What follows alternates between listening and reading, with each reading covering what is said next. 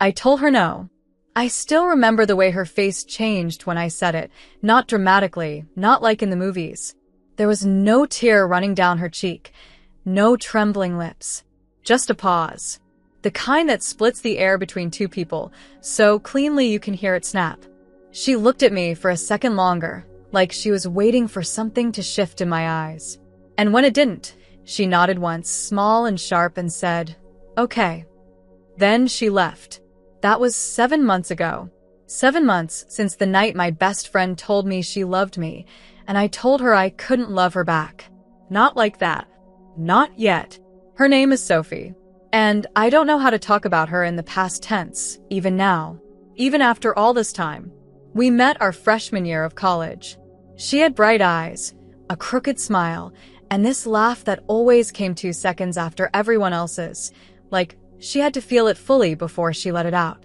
We were inseparable from the start. The kind of friends who shared beds more than couches, who whispered secrets in the dark, who kissed each other's cheeks and held hands when we walked down the street like it was the most natural thing in the world. And maybe, for her, it always meant something more. Maybe I was the one who didn't know what to do with that kind of closeness.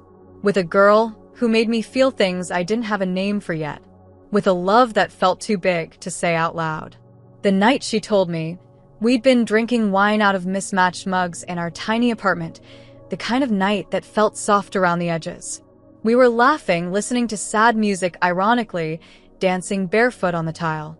And then she looked at me, really looked, and everything changed. "I love you, she said. Just like that. No lead-in. No warning.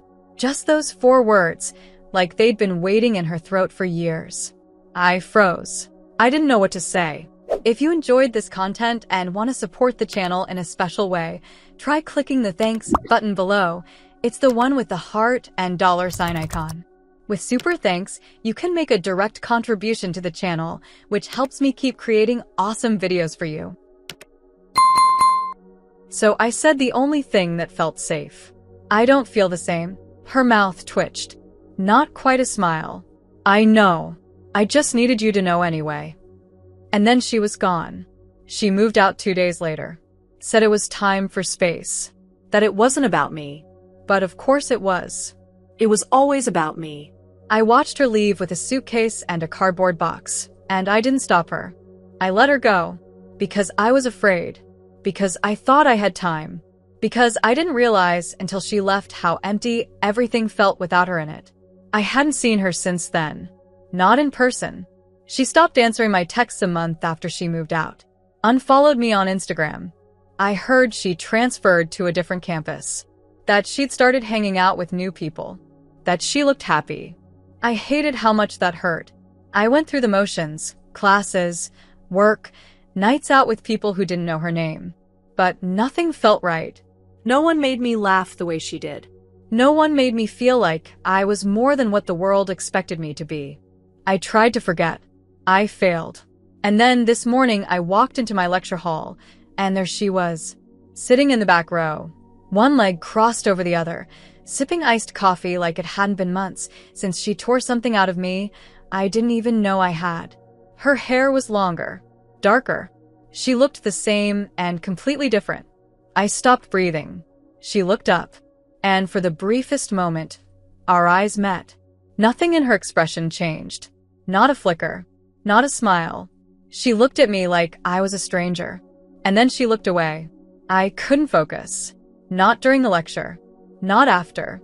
I stood in the hallway for 15 minutes, waiting. When she finally walked out, I stepped in front of her. Sophie. Her eyes met mine. Cool. Neutral. Hey. I didn't know you were back. I transferred last week. You're in my class. Looks like it. The air between us stretched, thin and tight. Can we talk? I asked. She tilted her head. What about? You know what? She smiled, but it didn't reach her eyes. I don't think we have anything left to say, I do. That's funny. 7 months ago, you didn't. I flinched. She saw it. Her face softened, just a little. Look, she said. I'm not angry. I'm really not. You said no.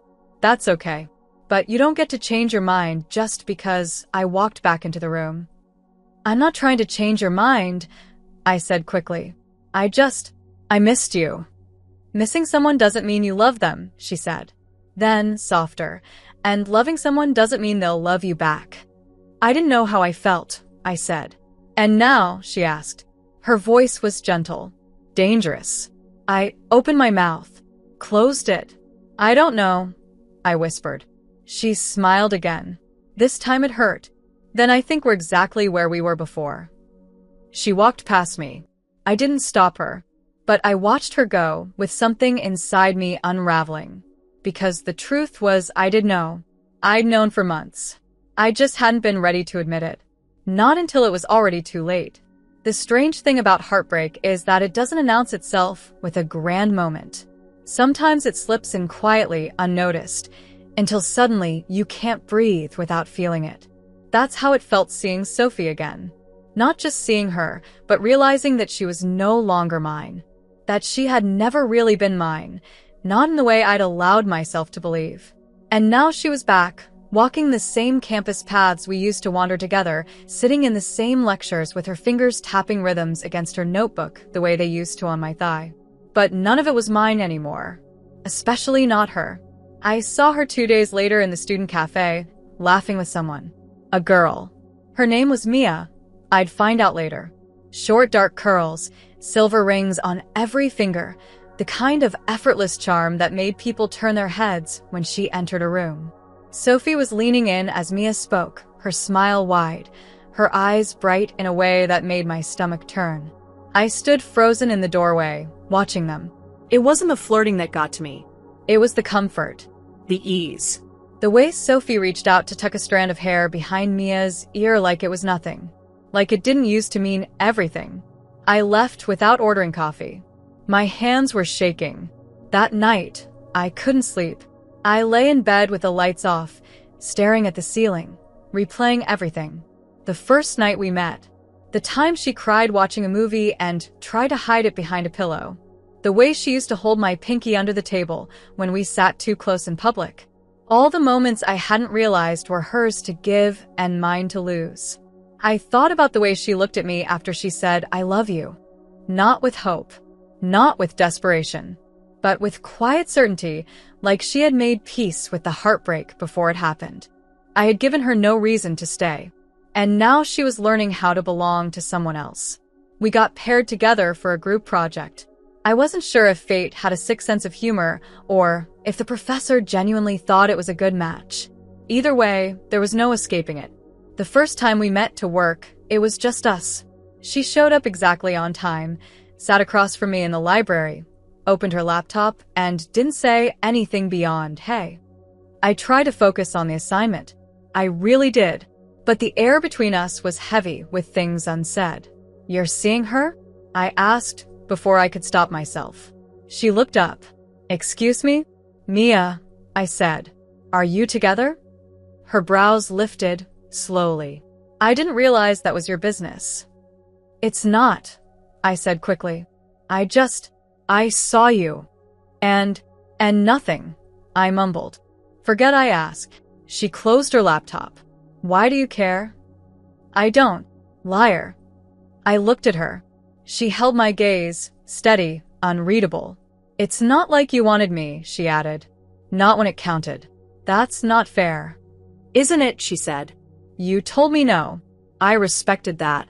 I moved on. "You disappeared," I said. "You erased me." "Because it hurt to stay," she snapped. "Because every time I looked at you after that night, I saw everything I wasn't. Everything you didn't want. I felt the sting in my chest." "You think I didn't want you? You said it yourself." "I didn't know what I felt," I said. "I was scared. And I was brave," she said. "For the first time in my life, I was brave enough to say what I felt. And you crushed it like it was inconvenient." "I didn't mean to," I whispered. "I never meant to hurt you. But you did." Silence stretched between us. She stood.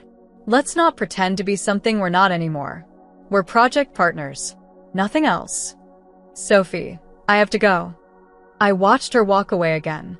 And this time, I didn't let her go with pride or dignity. I sat there, my chest hollow, knowing that I had broken something I didn't know how to fix. Over the next week, I watched them together, Sophie and Mia. They weren't official. Not yet. But there was a gravity forming between them, and I felt it pulling her away from me with every shared smile, every casual brush of fingers. And I hated how much I cared. Not because I wanted to control her. Not because I didn't want her to be happy. But because I realized too late that I had loved her long before she ever said it out loud. I just didn't know how to name it. I thought love was supposed to feel like lightning. Explosive. Immediate. But Sophie's love had been quieter, slower, like water seeping into cracks I didn't know existed until she was gone, and everything started to crumble. I found myself rereading old messages, watching the video we took on my birthday, where she kissed my cheek and whispered something I never heard because I was too busy laughing. I think about that moment now, and wonder if she was saying I love you then too. Just softer. Just waiting. We met again to finish the project. Another study room. Another hour of pretending we were fine. But something shifted when she walked in that day. She looked tired, less guarded.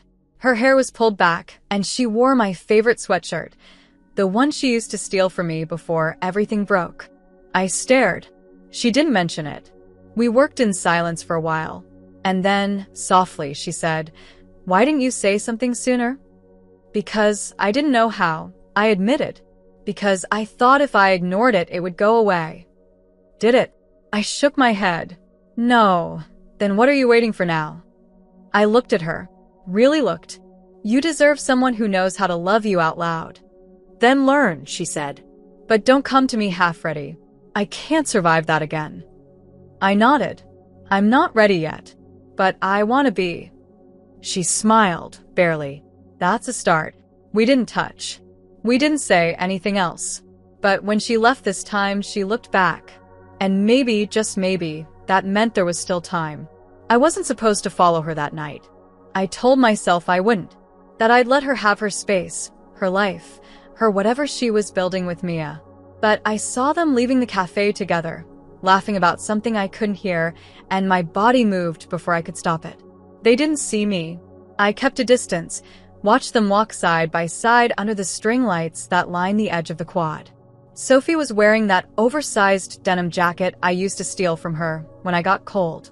She still played with the sleeves when she was nervous. Mia brushed her arm. Sophie didn't pull away. I should have gone home. I should have let her go. But I didn't. I waited until Mia turned the corner, waved goodbye, and disappeared into the dorms. Sophie stood alone for a second, looking up at the sky. And that's when I walked up behind her. You really shouldn't sneak around like that, she said without turning. How'd you know it was me? Because I've felt you at my back for years, she said. Even when you weren't looking. My throat tightened. I wasn't trying to spy. I just needed to see you. You've been seeing me, she said, finally turning. Every day. In class. On campus. That's not new. Not like this. Then say what you want to say, Em. Because I'm not doing this halfway anymore. I looked at her, really looked. The sharp angle of her jaw. The sadness tucked into the corners of her mouth. The exhaustion of carrying love that had nowhere to go. I think I'm in love with you, I whispered. She blinked. Laughed once. You think? No, she said. Not like that. Don't give me a maybe. I can't take another maybe from you. I don't want to lose you, I said. You already did, she replied. The question is whether you're willing to fight to get me back. And what if I am? Then prove it. She turned and walked toward the edge of the quad. I followed. We sat on the low stone wall we used to climb as freshmen. The air was cool. Everything felt fragile. She makes you smile, I said. Mia. She makes me feel wanted, Sophie replied. Like I don't have to wait for someone to choose me. I chose you, I said. You didn't, she said gently. You hesitated. You pulled back. You broke me with silence. I wanted to defend myself, to say I was scared, that I didn't understand what I felt. But none of that mattered. Not now. Not when she had given me everything once, and I'd handed it back like it meant nothing. Then let me fix it, I said. Let me show you that I can love you right. It's not about right, she said. It's about showing up. And not just when it's convenient or dramatic. Every day, even when it's hard. I reached for her hand. She let me. Her skin was warm, familiar, electric. I dream about you, I whispered. I wake up and reach for you, without realizing. I think about the way you laugh at bad puns, and how you cry during Pixar movies, and how you hum when you're concentrating. I think about you constantly. She looked at me, eyes shining, voice quiet. Then why did you say no? Because I didn't know that love could look like you, I said. Because I thought it had to be chaos or pain or fireworks. But you were soft. You were safe. And that scared me more than anything. She swallowed hard. You're not too late, she said. But you're on the edge. Then pull me in, I whispered. Or I'll jump. She leaned in.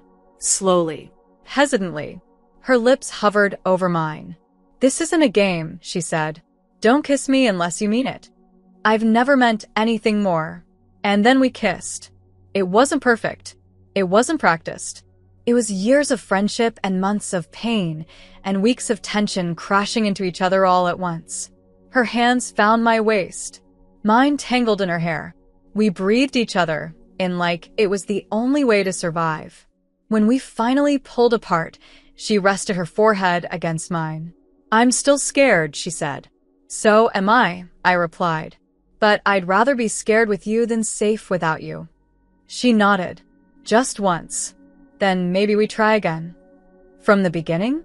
I asked. No, she said. From here, where it matters. We walked back to her dorm in silence. Our hands clasped between us. Our hearts too loud to hear anything else. And for the first time in months, I didn't feel like I was chasing her. I felt like we were walking forward, together. The morning after the kiss felt like standing on the edge of a cliff, the kind where the view is breathtaking but one wrong step means a fall you might not survive. I woke up with the memory of her mouth still on mine, the shape of her body still pressed into me, the echo of her voice, scared, soft, alive, still vibrating in my chest. But she wasn't beside me. She'd pulled away after we reached her dorm, said she needed to think, to breathe, to be alone. I nodded. I hadn't pushed, but I hadn't slept either. My body buzzed with too many things, guilt, hope, terror, longing, and something deeper, something that had been building since the first time she smiled at me like I mattered. Love. It was always love. I just didn't know how to call it that until I'd already buried it under fear. I got dressed slowly, moving through the motions like I wasn't sure what my body was even for anymore. The campus outside my window looked the same. Students rushing to class, bikes clicking over pavement, someone laughing too loud near the quad. But everything inside me had shifted. I wanted to see her, needed to, but I didn't know what I'd find in her eyes. Warmth? Regret? The beginning of something or the end of everything? I saw her in the hallway of the literature building around noon. She was standing near the vending machines, arms folded, eyes on her phone. My breath caught. She looked up just as I approached. For a moment, neither of us said anything. Then she gave me a smile that didn't quite reach her eyes. Hey. Hey. My voice felt too soft, like it wasn't enough to hold the weight of everything I wanted to say. Can we talk? I asked. She glanced around. Not here. We ended up at the edge of the botanical gardens behind the greenhouse, where no one really went unless they needed silence. We sat on the bench in the shade, knees almost touching, hearts very much not still. About last night, I started. It was the lot, she said, cutting gently across my words. I'm not saying I didn't feel it. I did. But it's not that simple. I know. You can't kiss me one night and go quiet the next, she said. You can't disappear emotionally just because it gets complicated. I need more than that. I'm not going to disappear, I said quickly. Not again. She looked at me, her gaze sharp but sad. That's the thing, Em. I don't think I could survive it if you did. I reached for her hand. She let me take it. Her fingers were cold. I was scared, I said. I've been scared for so long I forgot what it feels like to want something out loud. I spent years telling myself I couldn't be the girl who fell for her best friend. That it would ruin everything. That it would ruin you. You didn't ruin me, she whispered. You just left me standing in the middle of something I thought we both built. I'm here now, I said. I want to build it again. Not just what we had before. Something more. Something real. She looked down at her hands. You keep saying that. But what does that mean? Are you ready to show up? Even on the days you're still scared? When people ask questions? When it's messy? Yes. Are you ready to stop pretending you didn't love me all along? I nodded. My voice cracked. Yes. Then tell me, she said. Not just with a kiss. With words. With all of it. I exhaled slowly. I love you. Her breath caught. I saw her lips part, her fingers tighten in mine. I love you, I said again. Not because you waited. Not because I missed you. But because you make me feel like I'm allowed to be whole. You always did. I just didn't know how to be brave enough to hold that. She leaned in slightly. Say it again. I love you. Again. I love you, I whispered. I love you, Sophie. She kissed me. Not the way she had the night before, uncertain, testing, scared. This time it was full. Deep. Her hands cradled my face like she couldn't believe I was real. My arms wrapped around her like I'd never let go. When we broke apart, we rested our foreheads together. You broke my heart, she said. I know, but you're trying to put it back together. Yes.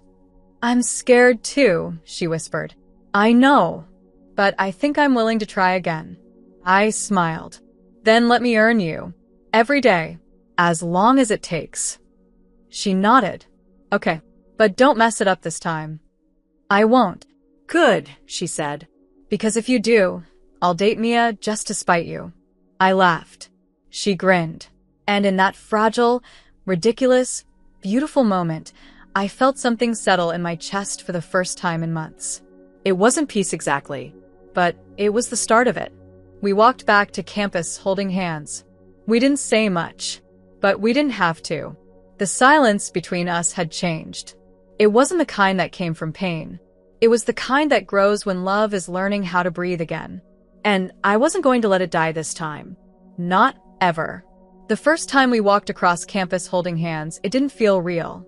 It felt like a dream, like some alternate version of my life, where I hadn't said no that night on the floor of our old apartment, where I hadn't watched her walk away with my silence still clinging to her back. Sophie's fingers were warm against mine, but there was a tension in her grip, a stiffness that wasn't there when we were alone. She smiled when we passed a friend, but her body shifted slightly away from mine, almost unconsciously, like some part of her was still afraid of being seen too closely. I told myself it didn't matter, that it was new, that she needed time. But the second time it happened, when we were standing in line for coffee, and someone from our lit class gave us a long, surprised glance, she let go of my hand, pretended to check her phone, laughed too loud at something I didn't say. I didn't call her out on it. Not then. But the ache stayed with me, sharp and quiet, like a bruise under the skin. We had just gotten back to each other. I didn't want to push too hard. Didn't want to risk making her run again. But I couldn't pretend I didn't notice. Not when it kept happening. She never kissed me in public. Never reached for me unless we were alone. At first, I understood. She was hurt, guarded. But then I saw her talking to Mia after class, smiling, leaning close, laughing in a way I hadn't seen in weeks. When Mia touched her arm, Sophie didn't flinch. And I felt something in me snap. I waited until we were back in her dorm room. The door closed, the world locked out like it always was when it was just us. She kissed me hello, soft and slow, like she didn't know I'd been unraveling all day. Sophie, I said, pulling back slightly. Do you ever plan on touching me when other people are around? She froze. Blinked. What? I'm serious, I said. I feel like I'm your secret again. And I can't do that. Not after Everything. You're not my secret, she said quickly. Then why won't you hold my hand when someone's looking? Why do you laugh louder than necessary every time you let go of me in public? She stepped back, arms crossing over her chest. It's not about you. Then what is it about? It's about me, she said. About the way I felt when I told the truth once and got silence in return. My chest tightened. I'm not the same person I was then. Maybe not, she said. But I'm still carrying the person I was after. So now I have to pay for that? I asked. Even now that I'm here, showing up, loving you out loud? You're showing up now, she said. Yes. But I showed up back then. I handed you everything I had, and you handed it back without a word. That doesn't just go away. And what do you want from me? I asked, voice rising. An apology every time I reach for your hand? A reminder that I chose you too late? No, she said, eyes shining. I want to believe you won't change your mind again. Silence fell between us, thick and pulsing. I sat down on the edge of her bed, hands trembling. I'm not going to change my mind. She stayed where she was, back against the wall, arms still crossed. You say that, but when people stare, you shrink a little too. Because I'm scared, I said. Not of them, of losing you again. Her face softened. Barely. Then say that. I'm scared, I repeated, but I'm here, and I'm not asking you to be fearless. I'm asking you to meet me halfway, because I can't be the only one holding us up. She moved then, slowly, sat beside me, took my hand. I want to, she whispered, but I'm terrified. So am I. She leaned her head against my shoulder. I hate that it still hurts. Me too. We sat there in silence, her fingers tracing circles on my palm, her breath steady against my neck. Tomorrow, she said, at the cafe. Let me hold your hand. I looked at her. Promise. Promise, she said. No more hiding. Not even when Mia looks at you like she still thinks she has a chance? Sophie laughed, the sound soft and real. Especially then. I kissed her temple. Okay. Then I'll be brave too. She smiled. You already are. That night, we fell asleep tangled in each other. And for the first time, I dreamed in color. Sophie kept her promise. The next day, at the cafe just off campus, she reached for my hand as we stood in line, like it was the most natural thing in the world. No hesitation. No glance over her shoulder to see who was watching. Just her fingers slipping into mine, warm, familiar, brave. My heart thudded. I looked at her and she smiled, the kind of quiet, real smile I hadn't seen in weeks, maybe months. And it hit me then how rare it is to witness someone trying, truly trying, to be better for love. We sat by the window with our drinks, and for the first time, I wasn't scared of being seen. People looked sure. A few heads turned. One girl from our philosophy class blinked at us like we were a glitch in her understanding of the universe. But no one said anything, and Sophie didn't let go. We talked about nothing, midterms, the professor with the weirdly intense eye contact, a squirrel that had made its home in a vending machine on South Campus. She made me laugh until I choked on my latte, and she leaned across the table to wipe the foam off my lip with her thumb, grinning like she had every right to touch me. It felt new and old at once, like we'd finally stepped into the version of us we were always meant to become. But perfect moments are fragile things, and the past has claws. It found us just before we left. We were heading toward the exit, hand in hand, when someone called Sophie's name. She stopped short, her fingers tensed in mine. Sophie. The voice was male, surprised, vaguely amused. I turned and saw him. Tall, clean-cut, wearing the school's journalism hoodie. He looked like someone who hadn't been told no often enough. Ben, Sophie said, voice flat. Wow, he said, eyes flicking between us. Didn't expect to see you around here again. I transferred back, she replied. Clearly, he said, then looked at our joined hands. Guess some things really do change. Sophie didn't respond. Her fingers tightened in mine. So, this is why you ghosted me? He added. Because you are saving all that soft energy for someone else? Don't, Sophie said quietly. What? I'm just saying, it's wild. You used to act like you didn't need anyone. And now look at you. Walk away, she said. Now. He snorted. Touchy. Relax, I'm happy for you. It's just funny, that's all. Some people will do anything not to be alone, huh? Before I could speak, Sophie was pulling me toward the door. We stepped into the sunlight, but the warmth of it didn't reach her face. Sophie, I said, once we were a few feet away. Hey. Talk to me. He doesn't matter, she said. He's from before. Before what? Before I knew how to be honest with myself. I reached for her, touched her arm. Do you want to talk about it? She shook her head. He was someone I almost dated. Not really. Not completely. I let him believe I might want him because that was easier than telling the truth. That I didn't want men. That I was scared of wanting women. You don't owe me an explanation, I said. But I want to understand. I used to flirt with guys like him because I thought it would keep me safe, she said. If I smiled, if I played along, they wouldn't ask too many questions. They wouldn't see me. I swallowed hard. I see you. I know, she whispered. And that's what scares me. Because you're not pretending. You're not temporary. And I keep waiting for that to change. It won't, I said.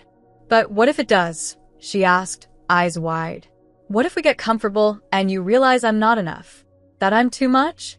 That the version of me you fell in love with is different when the lights are on and the past is still in the room? I stepped closer. Then I'll love all your versions. Even the messy ones.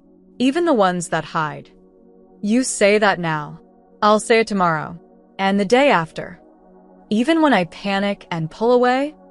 Especially then. Her eyes filled. I'm trying so hard to believe this is real.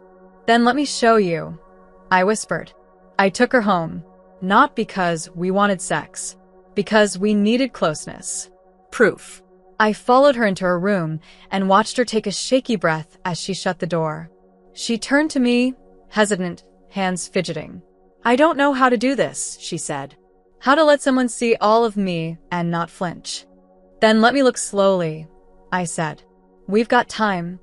I moved to her gently, cupped her face, kissed her like a promise. Her mouth opened under mine, hesitant at first, then urgent. We undressed slowly, carefully. Every layer felt like a trust fall. Her shirt, my jeans, her bra, my fear. She kissed the curve of my shoulder. I kissed the place beneath her ribs where she once confessed her nightmares live. We made love without music, without words, without distractions. Just skin and breath and the weight of every wall falling down. After, she curled into me, naked and vulnerable and warm. You stayed, she whispered. I always will, I whispered back. Even if the past knocks again? Then we won't answer. She smiled against my chest. Okay. We fell asleep tangled in sheets and silence. But this time, the silence wasn't afraid. It was full, honest, safe. And when I woke up in the middle of the night to find her watching me in the dark, she just whispered, I love you, and pressed a kiss to my bare shoulder like it was the most sacred thing she'd ever done. I whispered it back, and meant it more than anything I've ever said. The email came on a Wednesday morning. Sophie opened it over breakfast, sitting across from me at her tiny dorm kitchen table, wearing one of my hoodies, hair still damp from the shower. I watched her expression change as she read it. First confusion, then disbelief, and finally, something sharper. Hope. I got it, she said. Her voice was quiet, like she didn't quite trust it yet. Got what? I asked. The internship I applied for. Back in February. Remember? The community arts program in Portland. I blinked. You didn't tell me you were still waiting to hear back. I didn't think it would happen, she said. They only take 5 people a year. But I got it. I smiled. Sophie, that's amazing. Yeah, she said. But her voice was strange. Soft. Guarded. I reached for her hand. This is good news. Right? She nodded slowly. It's 6 weeks. Starting next month. 6 weeks, I repeated. In Portland. Yeah. The words hung in the air between us. Portland. 6 weeks. 6 weeks of mornings without her breath on my shoulder, of afternoons without our fingers laced under cafe tables, of nights without the sound of her laughter filling my chest like oxygen. I tried to swallow the panic before it reached my face. You have to go, I said. This is huge. I haven't accepted it yet. Why not? Because of you, she whispered. Because I don't want to leave this. Us. Now, when it's finally starting to feel real. I stood and walked to the window, pretending to look at the quad, but really trying to collect the parts of myself that had just cracked. You're not leaving me, Sophie. You're going to do something you've worked for. But what if it breaks us? Then we weren't strong enough, I said. And I think we are. You do. I turned to her. Do you? She stood, walked to me, wrapped her arms around my waist. I want to believe it, but you know how I get. I start overthinking. I convince myself people only stay because they don't have the option to go. But I want you to go, I said. Not because I want you far away, because I want you to have the life you dreamed about before I was even part of it. And what if you stop waiting? I cupped her face. I waited before I even knew what I was waiting for. I think I can handle 6 weeks. She kissed me then, slowly, carefully, like she was marking the moment. When we pulled apart, she leaned her forehead against mine. Okay, she said. I'll go. We'll figure it out. You're not scared? Terrified, I said. But I'd rather be terrified and still yours than safe and without you. She smiled, eyes bright with tears. Why do you always say the exact thing I need? Because I'm listening now. The next few days were a blur of planning and pretending. She had to file paperwork, schedule a meeting with the program director, talk to the university. I stayed quiet, supportive, encouraging. But the truth was, I was unraveling a little more each night. I didn't want her to see it. I didn't want her to know how much it scared me to let her leave again. Even for a good reason. Even for something that would make her grow.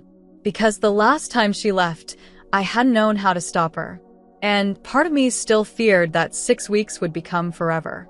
That she'd find something out there, someone, who made it easier to forget me. Sophie noticed. Of course she did. One night, 3 days before her flight, we were lying in her bed, the room dark, the only light from the blinking router on the desk. Talk to me, she whispered. I'm fine, I said. Don't do that. Do what? Pretend you're okay when you're not. That's what I used to do, remember? Before I loved you out loud. I turned toward her. I'm not okay. I know. I don't want to lose you again. You won't. Promise. She touched my cheek. With everything I have. Then promise me something else. Anything. When you're gone, let me in. Don't shut me out if you feel lonely or scared, or if something incredible happens. Don't protect me from the hard parts. I won't, she said. But promise me something too. What? Don't pull away. Don't get quiet.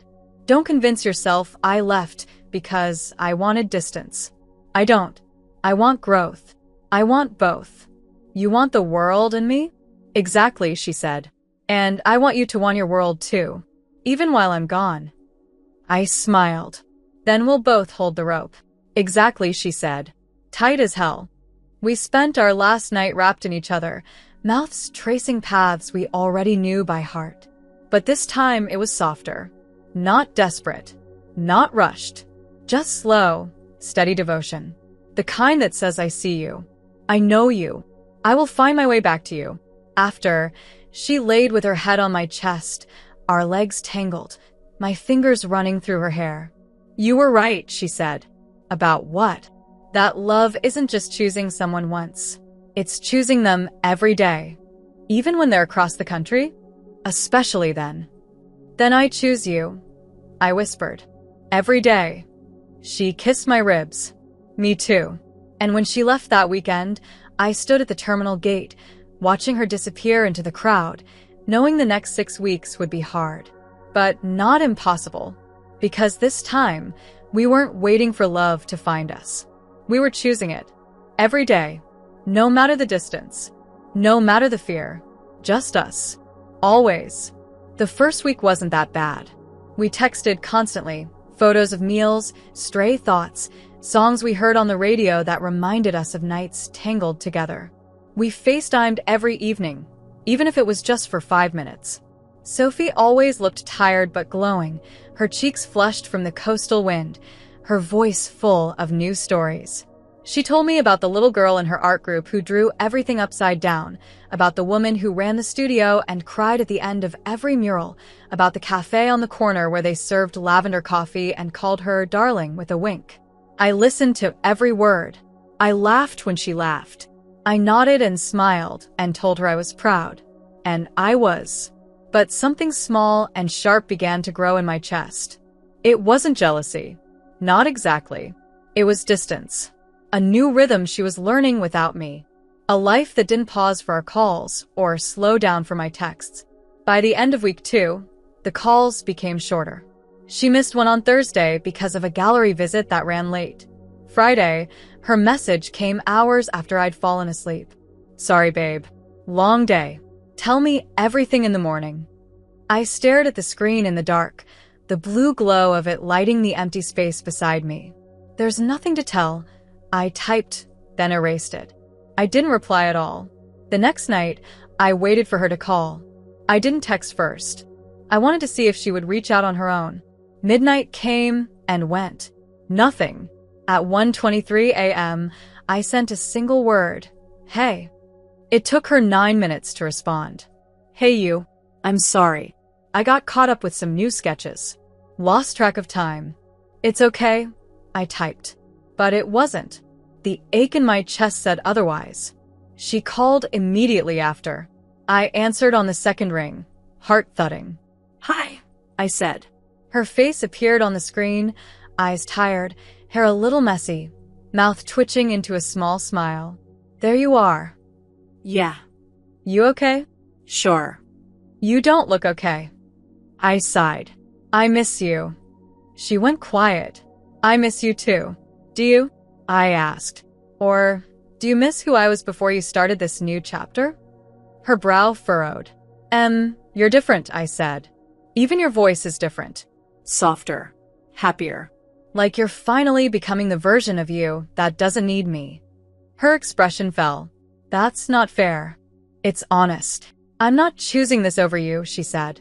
I'm trying to grow. To expand. Without me. Not without you, she insisted. With you in a different way. You said you supported me. I do, I whispered. But I'm scared. Every time I feel you slip away, I wonder if this is the beginning of goodbye. No, she said, voice trembling. This is the beginning of us learning how to be bigger than fear. Then tell me that again. Because right now, I feel like I'm loving a memory. She blinked. That's not what I want. Then come home. Silence. I can't, she said. Not yet. There's still more here for me. I nodded slowly. Okay. But I'd already ended the call. I didn't sleep that night. The next day, I deleted the photos of us off my lock screen. Not because I was angry, but because I couldn't look at them without my chest tightening. I wanted to be strong, to trust her. But the silence between us had started to feel like something permanent. 2 more days passed. 2 days of short texts, delayed responses, and a hollowness I didn't know how to carry. Then on Wednesday night, my roommate knocked on my door. Someone's here for you, she said. I frowned, walked to the door, and froze.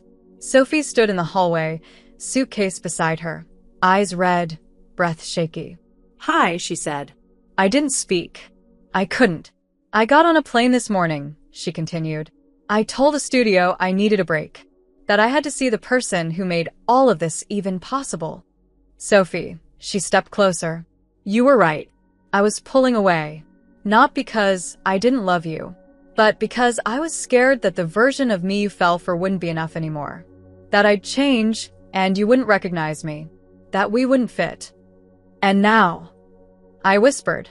She reached for my hand. I realized something. You didn't fall for a fixed version of me. You fell for all of me, even the parts one hadn't met yet, and I want you to keep meeting them. My eyes filled. You came back. Because this, she said, lifting our joined hands, is what I refuse to lose.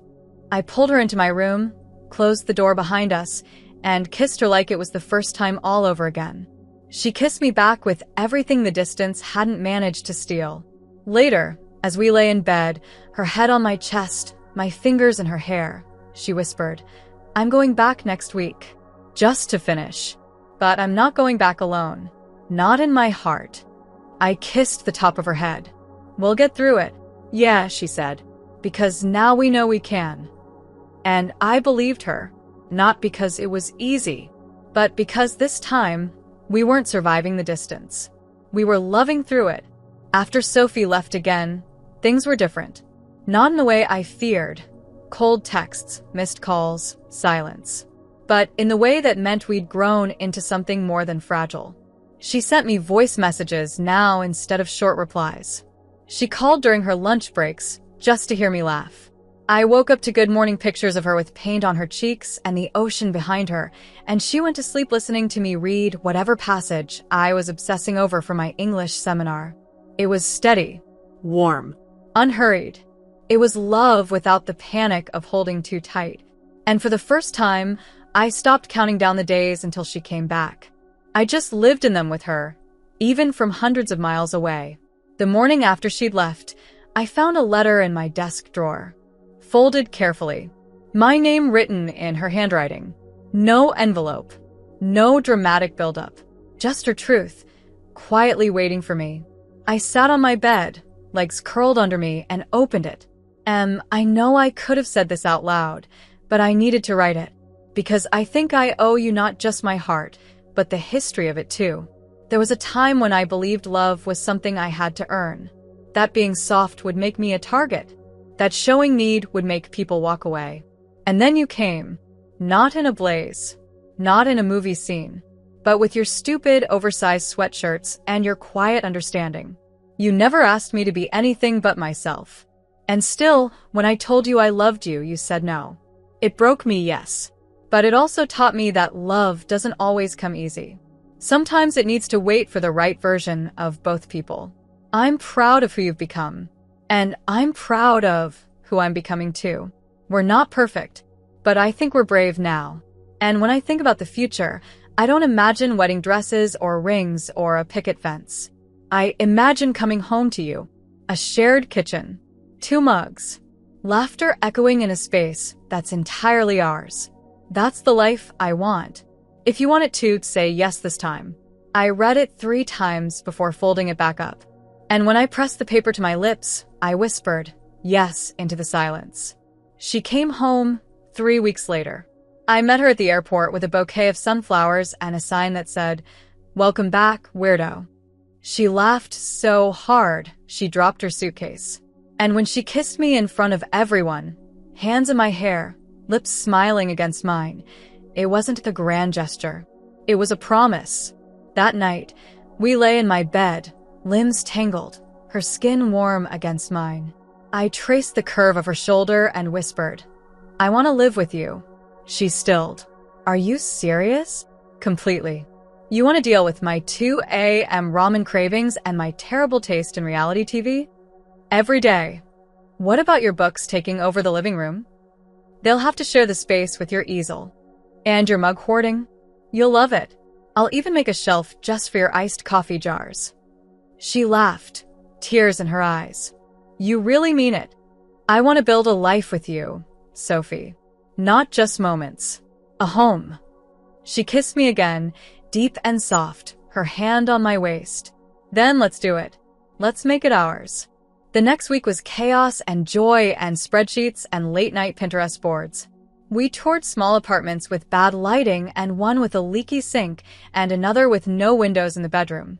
But we found one, tiny, sunlit, with creaky floors and a balcony just big enough for 2 chairs and a plant. We signed the lease 2 weeks later.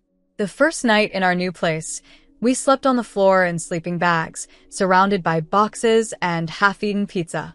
I woke up at 2 a.m. to find her watching me. "What?" I asked. You said yes, she whispered. Even after everything. Especially after everything. She curled into me. I think I'll love you forever. You will, I said. And I'll love you back. Every version. Every morning. Every fight. Every soft Sunday. All of it. She pressed her forehead to mine. We're not broken anymore. We never were, I whispered. We just needed time to become who we are now. She smiled. Thank you for finding me again. I kissed her. You were never lost. And in that quiet apartment, with the world finally outside of us, we held each other like two women who had made every wrong turn just to end up exactly where they belonged. Living together wasn't a fairy tale. It wasn't candles and silk sheets and perfect mornings. It was toothpaste caps left off and coffee mugs multiplying mysteriously on the windowsill. It was mismatched sleep schedules and playlists clashing at 9 a.m. It was her sketchbooks taking over the kitchen table and my annotated paperbacks stacked beside the couch like a growing monument to literary chaos. But it was ours. Every imperfection, every stubborn morning, every soft night spent tangled together under a too-thin blanket in a too-small bed, we chose it. Again and again. Sophie took the corner of the living room and turned it into a studio.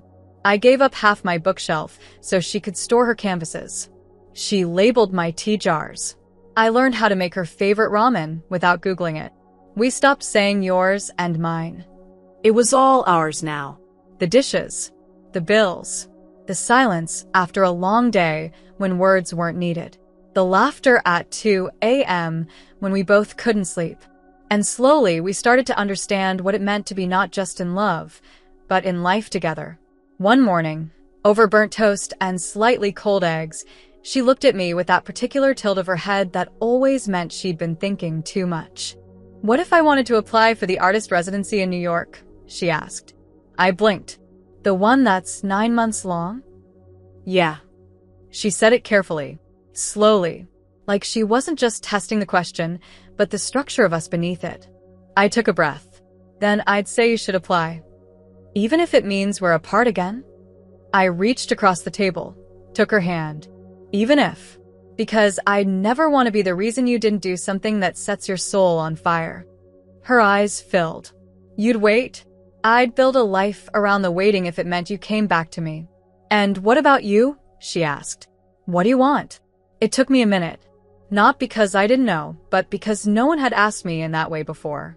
Not as a placeholder. Not as an afterthought. But as someone whose wants mattered just as much.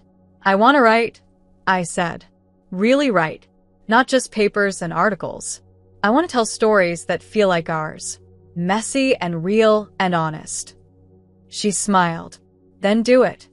What if I fail? Then I'll be there, holding your notebook and bringing you coffee and reminding you that even your failure is poetry. We didn't make any final decisions that morning. We didn't need to. Just naming the things we wanted without fear, without shame, was enough. Later that week, I came home to find her painting in the living room, barefoot in an old t-shirt of mine, hair tied up, music playing low. She looked over her shoulder when I entered, smiled. You always look at me like I'm a miracle, she said. You are. Even when I've got pain in my hair and haven't done laundry in 2 weeks. Especially then. I walked to her, pulled her into my arms, kissed the smudge of blue on her cheek. Can I ask you something? I said. Anything. I took a breath. What does forever look like to you? She paused.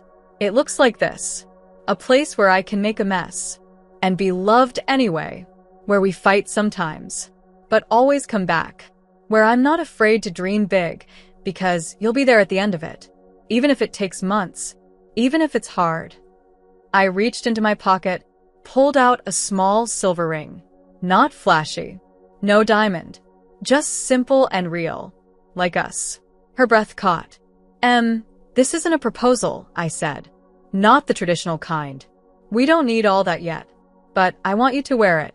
Not as a promise of one day. As a promise of every day. That I'm in this. With you. All in. Her eyes brimmed. Yes, she whispered. Of course yes. I slid it onto her finger. She pulled me in and kissed me like it was the first time all over again. Fierce. Soft. Forever. We curled up on the couch afterward, our legs tangled, her head on my chest. She whispered, "Do you remember the night I told you I loved you?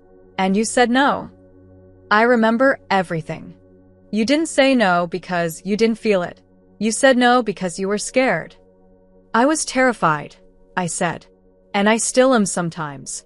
But I'm not saying no anymore. She nodded. Me neither. Not even when the world gets loud? Especially then. Not even when we're tired and messy and late on rent. That's when I'll love you the loudest. We stayed like that for hours. The world outside moved fast. Emails, deadlines, decisions. But inside that small apartment, time softened. We had nothing to prove. No more tests to pass. Just two people who had said no, once, and then spent every day after learning how to say yes. Fully, fiercely, out loud, together. Thank you so much for your support, whether it's by liking, commenting, sharing, or sending your super thanks. You make all the difference here on the channel. See you in the next video.